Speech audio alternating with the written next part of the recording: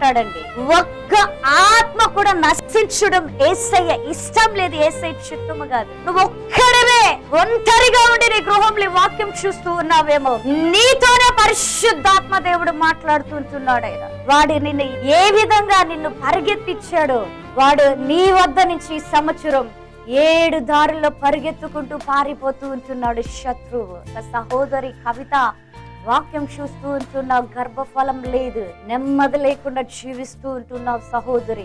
దేవుడు మాట్లాడుతూ ఉంటున్నాడు, ఈ సంవత్సరం ఆయన నీ గర్భాన్ని దర్శించబోతూ ఉంటున్నాడు బిడ్డ. సహోదరి సుమలత, ఆర్థిక ఇబ్బందుల చేత నువ్వు బాధపడుతూ ఉంటున్నావు, దేవుడు ఈ సంవత్సరం నిన్ను ఆర్థిక పరిస్థితుల్లో నుంచి లేవనెత్తబోతూ ఉంటున్నాడమ్మా. యేసు ప్రభువుల వారికి మహిమ కలుగును గాక.